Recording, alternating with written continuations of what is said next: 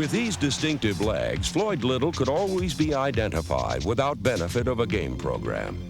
I used to go to bed at night and wrap belts around my legs. I had belts around my thigh, belts around my knee, belts around my calves, so I could wake up one day and my legs would be straight. I hated being bow-legged.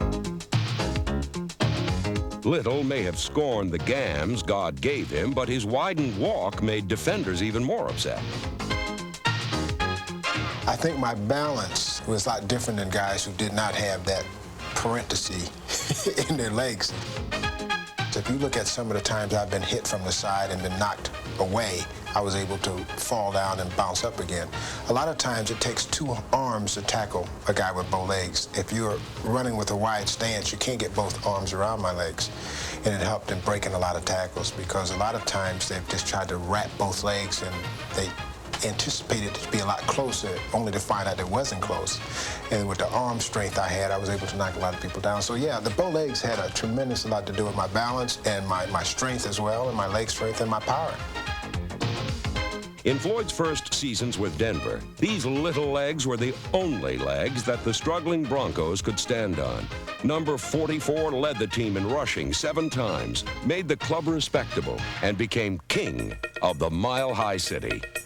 Little's popularity extended beyond the playing field. There was no charity he would turn down, no cause too small for his philanthropic efforts. Floyd Little, take 3. Action.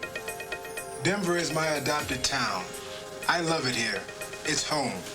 This is where I'm raising my family. This is where I go to school. This is where my roots are. And that's why I'm voting for Denver Water on November 6th. I know that without enough water, there will be fewer jobs and fewer job opportunities. You see, I work here myself. I'm Floyd Little.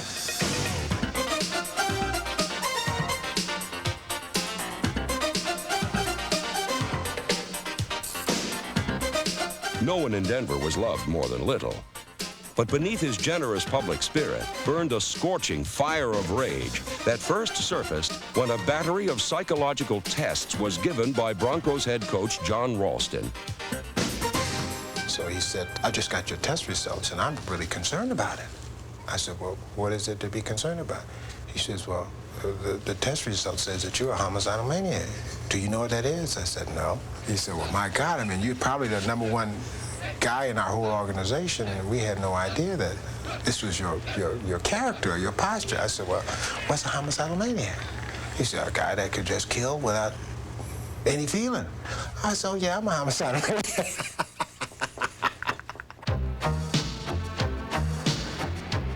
Perched atop those bow legs was the soul of a fierce competitor who would never back down from any fight. I swung out for a swing pass. I was not even in the picture at all. And I was watching the ball in flight.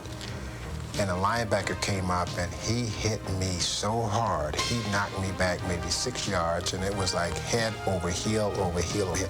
Busted my face mask, busted my mouth, busted my nose. I mean, he just really, really cold-cocked me. And I never did get a chance to get him because after the game was over, he sprinted to his locker room. You think these linebackers can't move. I mean, he ran to his locker room, and there he stayed, and I stayed out in front of his locker room with my uniform on, just waiting for him to come out. Finally, my teammates and the coaches came out and says, hey, we have to go. Our plane is waiting. We have to bus it back. Either you're going to stay here or you're going to get on the bus and go with us.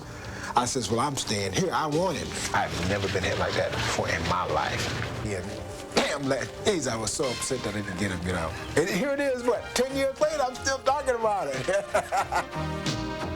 Little channeled this resentment into aggressive on-field performance. The perfect rebuttal to those who ever laughed at his bow legs or questioned his capabilities. I've always been told as a youngster that I wasn't big enough, strong enough, fast enough, or smart enough. That's the anger. All the time you being told you can't has built up so much hostility in me because I'm out to prove to you in the world that I cannot be judged by somebody else's standards. I have to be judged by my own. And I think that angers me more than anything else in the world when you tell me I cannot. Then you got yourself something to reckon with because I can.